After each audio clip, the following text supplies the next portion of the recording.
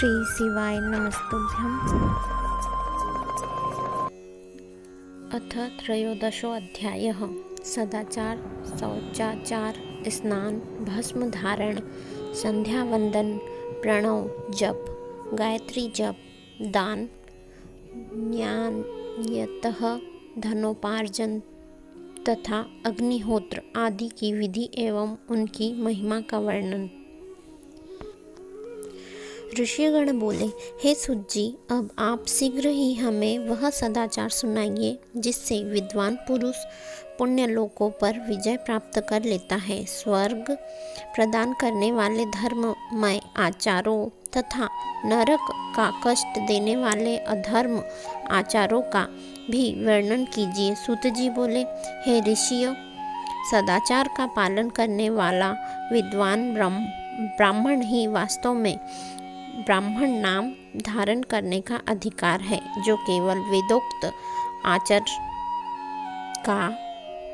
आचार का पालन करने वाला है। उस ब्राह्मण की विप्र संज्ञा होती है। सदाचार, वेदाचार तथा विद्या, इनमें से एक एक गुण से ही युक्त होने पर उसे द्विज कहते हैं, जिसमें स्वल्प मात्रा में ही आचार का पालन देखा जाता है, जिससे वेदाध्ययन भी बहुत कम किया है तथा जो राजा का सेवक, पुरोहित, मंत्री आदि है उसे क्षत्रिय ब्राह्मण कहते हैं। जो ब्राह्मण कृषि तथा वाणिज्य कर्म करने वाला है और कुछ कुछ ब्राह्मणोचित आचार का भी पालन करता है, वह वैश्य ब्राह्मण है। तथा जो स्वयं ही खेत जोतता, हल चलाता है, उसे शूद्र ब्राह्मण कहा गया है। जो दूसरों के दोष देखने वाला और परद्रोही है, उसे चांडाल द्विज कहते हैं। इसी तरह क्षत्रियों में भी जो पृथ्वी का पालन करता है, वह राजा है। दूसरे लोग राजत्वहीन क्षत्रिय माने गए हैं। वैश्यों में जो धान्य आदि वस्तुओं का क्रय विक्रय करता है, वह वैश्य है। दूसरों को वणिक कहते हैं। जो ब्राह्मणों, क्षत्रियों तथा वैश्यों की सेवा में लगा रहता है, वह शूद्र कहलाता है। जो शूद्र हल जोतने का काम करता है, उसे वृषल समझना चाहिए। शेष शूद्र दस्यु कहलाते हैं। इन सभी वर्णों के मनुष्यों को चाहिए कि वे उषः काल में उठकर पूर्वाभिमुख हो। सबसे पहले देवताओं का, फिर धर्म का, पुनः अर्थ का, तदंतर उसकी प्राप्ति के लिए उठाए जाने वाले क्लेशों का तथा आय और व्यय का भी चिंतन करें। प्रातः काल उठकर पूर्व, अग्निकोण, दक्षिण आदि 8 दिशाओं की ओर मुख करके बैठने पर क्रमशः आयु, द्वेष, मरण, पाप, भाग्य, व्याधि, पुष्टि और शक्ति प्राप्त होती है। रात के पिछले पहर को उषः काल जानना चाहिए। उस अंतिम पहर का जो आधा या मध्य भाग है, उसे संधि कहते हैं। उस संधि काल में उठकर द्विज को मल मूत्र आदि का त्याग करना चाहिए। घर से दूर जाकर बाहर से अपने शरीर को ढके रखकर दिन में उत्तराभिमुख बैठकर मल मूत्र का त्याग करें। यदि उत्तराभिमुख बैठने में कोई रुकावट हो तो दूसरी दिशा की ओर मुख करके बैठे। जल, अग्नि, ब्राह्मण आदि तथा देवताओं का सामना बचाकर बैठे। बाएं हाथ से उपस्थ को ढककर तथा दाहिने हाथ से मुख को ढककर मल त्याग करे और उठने पर उस मल को न देखे। तदंतर जलाशय से बाहर निकाले हुए जल से ही गुदा की शुद्धि करे, अथवा देवताओं, पितरों तथा ऋषियों के तीर्थों में उतरे बिना ही प्राप्त हुए जल से शुद्धि करनी चाहिए। गुदा में 7, 5 या 3 बार मिट्टी से उसे धोकर शुद्ध करें। लिंग में ककोड़े के फल के बराबर मिट्टी लेकर लगाए और उसे धो दे। परंतु गुदा में लगाने के लिए एक पसर मिट्टी की आवश्यकता होती है। लिंग और गुदा की शुद्धि के पश्चात उठकर अन्यत्र जाए और हाथ पैरों की शुद्धि करके 8 बार कुल्ला करे। जिस किसी वृक्ष के पत्ते से अथवा उसके पतले काष्ठ से जल के बाहर दातून करना चाहिए, उस समय तर्जनी अंगुली का उपयोग न करें। यह दंत शुद्धि का विधान बताया गया है। तदंतर जल संबंधी देवताओं को नमस्कार करके मंत्र पाठ करते हुए स्नान करें। यदि कंठ तक या कमर तक पानी में खड़े होने की शक्ति न हो तो घुटने तक जल में खड़ा होकर अपने ऊपर जल छिड़ककर मंत्रोच्चारण पूर्वक स्नान कार्य संपन्न करे। विद्वान पुरुष को चाहिए कि वहाँ तीर्थ जल से देवता आदि का स्नान तर्पण भी करे। इसके बाद धौत वस्त्र लेकर 5 कच्छ करके उसे धारण करे। साथ ही कोई उत्तरीय भी धारण कर ले, क्योंकि संध्या वंदन आदि सभी कर्मों में उसकी आवश्यकता होती है। नदी आदि तीर्थों में स्नान करने पर स्नान संबंधी उतारे हुए वस्त्रों को वहीं न धोए। स्नान के पश्चात विद्वान पुरुष उस वस्त्र को बावड़ी में कुएं के पास अथवा घर आदि में ले जाए और वहां पत्थर पर, लकड़ी आदि पर, जल में या स्थल में अच्छी तरह धोकर उस वस्त्र को निचोड़े। हे द्विजो, वस्त्र को निचोड़ने से जो जल गिरता है वह पितरों की तृप्ति के लिए होता है। इसके बाद जाबाली उपनिषद में बताए गए अग्निवृत्ति मंत्र से भस्म लेकर उसके द्वारा त्रिपुंड लगाए। इस विधि का पालन न किया जाए, उसके पूर्व ही यदि जल में भस्म गिर जाए तो कर्ता नरक में जाता है। आपो ही स्था, इस मंत्र से पाप शांति के लिए सिर पर जल छिड़के तथा यस्य क्षयाय, इस मंत्र को पढ़कर पैर पर जल छिड़के। इसे संधि प्रोक्षण कहते हैं। आपो ही स्था इत्यादि मंत्र में 3 ऋचाएं है और प्रत्येक ऋचा में गायत्री छंद के 3-3 चरण हैं। इसमें से प्रथम ऋचा के 3 चरणों का पाठ करते हुए क्रमशः पैर, मस्तक और हृदय में जल छिड़के। दूसरी ऋचा के 3 चरणों को पढ़कर क्रमशः मस्तक, हृदय और पैर में जल छिड़के तथा तीसरी ऋचा 3 चरणों का पाठ करते हुए क्रमशः हृदय, पैर और मस्तक का जल से प्रोक्षण करे। इसे विद्वान पुरुष मंत्र स्नान मानते हैं। किसी अपवित्र वस्तु से किंचित स्पर्श हो जाने पर, अपना स्वास्थ्य ठीक न रहने पर, राजभय या राष्ट्रभय उपस्थित होने पर तथा यात्रा काल में जल की उपलब्धि न होने की व्यवस्था आ जाने पर मंत्र स्नान करना चाहिए। प्रातः काल सूर्यश्च मां मन्युश्च, इस सूर्यानुवाक से तथा सायंकाल अग्निश्च मां मन्युश्च, इस अग्नि संबंधी अनुवाक से जल का आचमन करके पुनः जल से अपने अंगों का प्रोक्षण करे। मध्याह्न काल में भी आपः पुनन्तु, इस मंत्र से आचमन करके पूर्ववत प्रोक्षण करना चाहिए। प्रातः काल की संध्योपासना में गायत्री मंत्र का जप करके 3 बार ऊपर की ओर सूर्य देव को अर्घ्य देना चाहिए। हे ब्राह्मणों, मध्यकाल में गायत्री मंत्र के उच्चारण पूर्वक सूर्य को एक ही अर्घ्य देना चाहिए। फिर सायंकाल आने पर पश्चिम की ओर मुख करके बैठ जाए और वह पृथ्वी पर ही सूर्य के लिए अर्घ्य दे, ऊपर की ओर नहीं। प्रातः काल और मध्यकाल के समय अंजलि में अर्घ्य जल लेकर अंगुलियों की ओर से सूर्य देव के लिए अर्घ्य दे।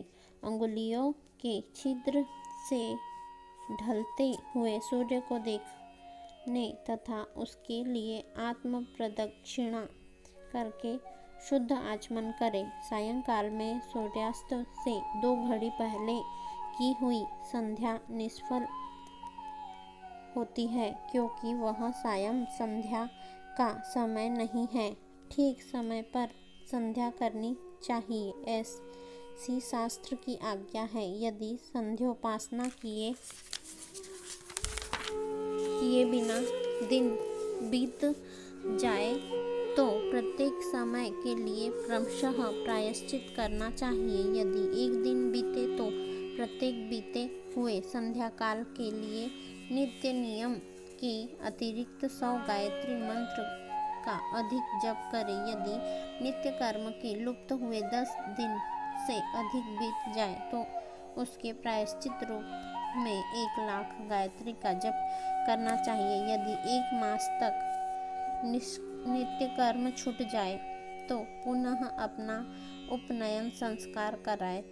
अर्थ सिद्धि के लिए ईश, गौरी, कार्तिकेय, विष्णु, ब्रह्मा, चंद्रमा और यम का तथा ऐसे ही अन्य देवताओं का भी शुद्ध जल से तर्पण करे। तत्पश्चात तर्पण कर्म को ब्रह्मार्पण करके शुद्ध आचमन करे। तीर्थ के दक्षिण भाग में प्रशस्त गठन घर में अथवा अन्य किसी नियत स्थान में आसन पर स्थिरता पूर्वक बैठकर विद्वान पुरुष अपनी बुद्धि को स्थिर करे और संपूर्ण देवताओं को नमस्कार करके पहले प्रणव का जप करने के पश्चात गायत्री मंत्र की आवृत्ति करे। प्रणव के अ, उ, म इन तीनों अक्षरों से जीव और ब्रह्मा की एकता का प्रतिपादन होता है। इस बात को जानकर प्रणव का जप करना चाहिए। जप काल में यह भावना करनी चाहिए कि हम तीनों लोकों की सृष्टि करने वाले ब्रह्मा, पालन करने वाले विष्णु तथा संहार करने वाले रुद्र की, जो स्वयं प्रकाश चिन्मय है, उपासना करते हैं। यह ब्रह्मा स्वरूप ओंकार हमारी कर्मेंद्रियों और ज्ञानेंद्रियों को, वृत्तियों को, मन की वृत्तियों को तथा बुद्धि वृत्तियों को सदा भोग और मोक्ष प्रदान करने वाले धर्म एवं ज्ञान की ओर प्रेरित करे। बुद्धि के द्वारा प्रणव के इस अर्थ का चिंतन करता हुआ जो इसका जप करता है वह निश्चय ही ब्रह्मा को प्राप्त कर लेता है, अथवा अर्थानुसंधान के बिना भी प्रणव का नित्य जप करना चाहिए। इससे ब्राह्मण तत्व की पूर्ति होती है। ब्राह्मण तत्व की पूर्ति के लिए श्रेष्ठ ब्राह्मण को प्रतिदिन प्रातः काल 1 सहस्त्र गायत्री मंत्र का जप करना चाहिए।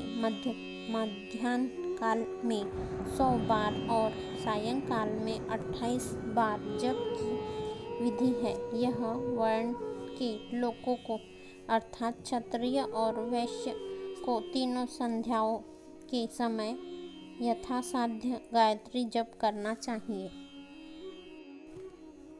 शरीर के भीतर मूलाधार, स्वाधिष्ठान, मणिपुर, अनाहत, आज्ञा और सहस्त्रार, ये 6 चक्र है। इसमें मूलाधार से लेकर सहस्त्रार तक 6 स्थानों में क्रमशः विद्धेश्वर, ब्रह्मा, विष्णु, ईश, जीवात्मा और परमेश्वर स्थित है। इन सबके ब्रह्मा बुद्धि करके इनकी एकता का निश्चय करे और वह ब्रह्मा मैं हूँ ऐसी भावना से युक्त होकर जप करे। उन्हीं विद्येश्वर आदि की ब्रह्मारंध्र आदि में तथा इन शरीर से बाहर भी भावना करे। महत्वर से लेकर पंच भूत पर्यंत तत्वों से बना हुआ जो शरीर है, ऐसे सहस्त्रों शरीर का एक एक अजपा गायत्री के जप से एक एक के क्रम से अतिक्रमण करके जीव को धीरे धीरे परमात्मा से संयुक्त करे। यह जप का तत्व बताया गया है। 100 अथवा 28 मंत्रों के तप के जप से उतने ही शरीरों का अतिक्रमण होता है। इस प्रकार जो मंत्रों का जप है उसी को आदि क्रम से वास्तविक जप जानना चाहिए। 1000 बार किया हुआ जप ब्रह्मालोक प्रदान करने वाला होता है, ऐसा जानना चाहिए। 100 बार किया हुआ जप इंद्र पद की प्राप्ति कराने वाला माना जाता है। ब्रह्मांडेतर पुरुष आत्मरक्षा के लिए जो स्वल्प मात्रा में जप करता है वह ब्राह्मण के कुल में जन्म लेता है। इस प्रकार प्रतिदिन सूर्योपास्थान करके उपर्युक्त रूप से जप का अनुष्ठान करना चाहिए। 12 लाख गायत्री का जप करने वाला पुरुष पूर्ण रूप से ब्राह्मण कहा गया है। जिस ब्राह्मण ने 1 लाख गायत्री का भी जप न किया हो उसे वैदिक कार्य में न लगाए। 70 वर्ष की अवस्था तक नियम पालन पूर्वक कार्य करे। इसके बाद गृह त्याग कर संन्यास ले ले। परिवार जक या सन्यासी पुरुष नित्य प्रातः काल 12,000 प्रणवक्ता जप करे। यदि एक दिन नियम का उल्लंघन हो जाए तो दूसरे दिन उसके बदले में उतना मंत्र और अधिक जपना चाहिए। इस प्रकार जप को चलाने का प्रयत्न करना चाहिए। यदि क्रमशः 1 मास उल्लंघन का व्यतीत हो गया तो 1.5 लाख जप करके उसका प्रायश्चित करना चाहिए। इससे अधिक समय तक नियम का उल्लंघन हो जाए तो पुनः नए सिरे से गुरु से नियम ग्रहण करें। ऐसा करने से दोषों की शांति होती है, अन्यथा रौरव नरक में जाना पड़ता है। जो सकाम भावना से युक्त गृहस्थ ब्राह्मण है उसी को धर्म तथा अर्थ के लिए यत्न करना चाहिए। मुमुक्षु ब्राह्मण को तो सदा ज्ञान का ही अभ्यास करना चाहिए। धर्म से अर्थ की प्राप्ति होती है, अर्थ से भोग सुलभ होता है और उस भोग से वैराग्य की प्राप्ति होती है। धर्म पूर्वक उपार्जित धन से जो भोग प्राप्त होता है उससे एक दिन अवश्य वैराग्य उदय होता है। धर्म के विपरीत अधर्म से उपार्जित धन के द्वारा जो भोग प्राप्त होता है उससे भोगों के प्रति आसक्ति उत्पन्न होती है। धर्म 2 प्रकार का कहा गया है, द्रव्य के द्वारा संपादित होने वाला और शरीर से किया जाने वाला। द्रव्य धर्म यज्ञ आदि के रूप में और शरीर धर्म तीर्थ स्नान आदि के रूप में पाए जाते हैं। मनुष्य धर्म से धन पाता है, तपस्या से उसे दिव्य रूप की प्राप्ति होती है। कामनाओं का त्याग करने वाले पुरुष के अंतःकरण की शुद्धि होती है, उस शुद्धि से ज्ञान का उदय होता है, इसमें संशय नहीं है। सतयुग आदि में तप को ही प्रशस्त कहा गया है, किंतु कलयुग में द्रव्य साध्य धर्म अच्छा माना गया है। सत्ययुग में ध्यान से, त्रेता में तपस्या से और द्वापर में यज्ञ करने से ज्ञान की सिद्धि होती है, परंतु कलयुग में प्रतिमा भगवत विग्रह की पूजा से ज्ञान लाभ होता है। जिसका जैसा पुण्य या पाप होता है उसे वैसा ही फल प्राप्त होता है। द्रव्य देह अथवा अंग में न्यूनता, वृद्धि अथवा क्षय आदि के रूप में वह फल प्रकट होता है। अधर्म हिंसा दुख रूप है और धर्म सुख रूप है। मनुष्य अधर्म से दुख पाता है और धर्म से सुख एवं अभ्युदय का भागी होता है। दुराचार से दुख प्राप्त होता है और सदाचार से सुख। अतः भोग और मोक्ष की सिद्धि के लिए धर्म का उपार्जन करना चाहिए। जिसके घर में कम से कम 4 मनुष्य हैं, ऐसे कुटुंबी ब्राह्मण को जो 100 वर्ष के लिए जीवन निर्वाह की सामग्री देता है, उसके लिए वह दान ब्रह्मलोक की प्राप्ति करने वाला होता है। 1000 चंद्रायण व्रत का अनुष्ठान ब्रह्मलोक दायक माना गया है। जो क्षत्रिय 1000 कुटुंबों को जीविका और आवास देता है, उसका वह कर्म इंद्रलोक की प्राप्ति कराने वाला होता है। और 10,000 कुटुंबों को दिया हुआ आश्रयदान ब्रह्मलोक प्रदान करने वाला है। दाता पुरुष जिस देवता के उद्देश्य से दान करता है, अर्थात वह दान के द्वारा जिस देवता को प्रसन्न करना चाहता है, उसी का लोक उसे प्राप्त होता है। ऐसा वेदवेत्ता पुरुष कहते हैं। धनहीन पुरुष सदा तपस्या का उपार्जन करे, क्योंकि तपस्या और तीर्थ सेवन से अक्षय सुख पाकर मनुष्य उसका उपभोग करता है। अब मैं न्यायतः धन के उपार्जन की विधि बता रहा हूँ। ब्राह्मण को चाहिए कि वह सदा सावधान रहकर विशुद्ध प्रतिग्रह, दान ग्रह तथा याजन यज्ञ कराने आदि से धन का अर्जन करे। वह उसके लिए कहीं दीनता न दिखाए और न अन्य क्लेशदायक कर्म ही करे। क्षत्रिय बाहुबल से धन का उपार्जन करे और वैश्य कृषि और गोरक्षा से न्यायोपार्जित धन का दान करने से दाता को ज्ञान की सिद्धि होती है। ज्ञान सिद्धि द्वारा सब पुरुषों को गुरु कृपा से मोक्ष सिद्धि सुलभ होती है। मोक्ष से स्वरूप की सिद्धि ब्रह्मारूप से स्थिति प्राप्त होती है, जिससे मुक्त पुरुष परमानंद का अनुभव करता है। हे द्विजों, मनुष्यों को यह सब सत्संग से प्राप्त होता है।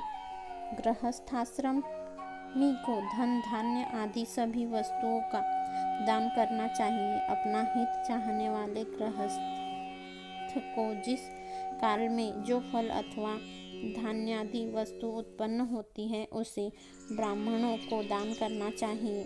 वह तृषा निवृत्ति के लिए जल तथा क्षुधारूपी रोग की शांति के लिए सदा अन्न का दान करे। खेत धान्य, कच्चा अन्न तथा भक्ष्य भोज्य, लेहा और चोष्य, ये 4 प्रकार के सिद्ध अन्न दान करने चाहिए। जिसके अन्न को खाकर मनुष्य जब तक कथा श्रवण आदि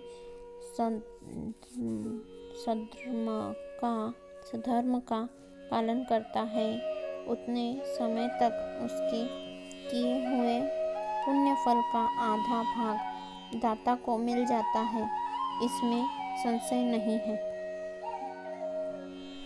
जो दान लेने वाला पुरुष दान में प्राप्त हुई वस्तु का दान तथा तपस्या करके अपने प्रतिग्रह जनित पापों की शुद्धि करे, अन्यथा उसे रौरव नरक में गिरना पड़ता है। अपने धन के 3 भाग करे, एक भाग धर्म के लिए, दूसरा भाग वृद्धि के लिए तथा तीसरा भाग अपने उपभोग के लिए। नित्य, नैमित्य और काम्य, ये तीनों प्रकार के कर्म धर्मार्थ रखे हुए धन से करे। साधक को चाहिए कि वह वृद्धि के लिए रखे हुए धन से ऐसा व्यापार करे जिससे उस धन की वृद्धि हो तथा उपभोग के लिए रक्षित धन से हितकारक, परिमित एवं पवित्र भोगे। खेती से पैदा किए हुए धन का 10वां अंश दान कर दे, इससे पाप की शुद्धि होती है। शेष धन से धर्म वृद्धि एवं उपभोग करे, अन्यथा वह रौरव नरक में पड़ता है अथवा उसकी वृद्धि पाप से परिपूर्ण हो जाती है या खेती ही चौपट हो जाती है। वृद्धि के लिए किए गए व्यापार में प्राप्त हुए धन का 6वां भाग दान कर दे। श्रेष्ठ ब्राह्मणों को दान में प्राप्त हुए शुद्ध पदार्थों का 1/4 दान कर देना चाहिए। उन्हें अकस्मात प्राप्त हुए धन का तो आधा भाग दान कर ही देना चाहिए। असत प्रतिग्रह दूषित दान में प्राप्त संपूर्ण पदार्थों को समुद्र में फेंक देना चाहिए। अपने भोग की समृद्धि के लिए ब्राह्मणों को बुलाकर दान करना चाहिए। किसी के द्वारा याचना करने पर अपने शक्ति के अनुसार सदैव ही सब कुछ देना चाहिए। यदि मांगे जाने पर शक्ति रहते हुए वह पदार्थ न दिया जाए तो दूसरे जन्म में वह ऋण चुकाना पड़ता है। विद्वान को चाहिए कि वह दूसरों के दोषों का वर्णन न करे। हे ब्राह्मण, द्वेषवश दूसरों के सुने या देखे हुए छिद्र को भी प्रकट न करे। विद्वान पुरुष ऐसी बात न कहे जो समस्त प्राणियों के हृदय में रोष पैदा करने वाली हो। ऐश्वर्य की सिद्धि के लिए दोनों संध्याओं के समय अग्निहोत्र करे। यदि असमर्थ हो तो वह एक ही समय सूर्य और अग्नि को विधिपूर्वक दी हुई आहुति से संतुष्ट करे। चावल, धान्य, घी, फल, कंद तथा हविष्य इसके द्वारा विधिपूर्वक स्थाली पाक बनाए तथा यथोचित रीति से सूर्य और अग्नि को समर्पित करे। यदि भविष्य का अभाव हो तो प्रधान होम मात्र करे। सदा सुरक्षित रहने वाली अग्नि को विद्वान पुरुष आजस्त्र की संज्ञा देते हैं। यदि असमर्थ हो तो संध्या काल में जप मात्र या सूर्य की वंदना मात्र कर ले। आत्मज्ञान की इच्छा वाले तथा धनार्थी पुरुषों को भी इस प्रकार विधिवत उपासना करनी चाहिए, जो सदा ब्रह्म यज्ञ में तत्पर रहते हैं, देवताओं की पूजा में लगे रहते हैं, नित्य अग्नि पूजा में, गुरु पूजा में अनुरक्त होते हैं तथा ब्राह्मणों को तृप्त किया करते हैं। वे सब लोग स्वर्ग के भागी होते हैं। इस प्रकार से शिव महापुराण के अंतर्गत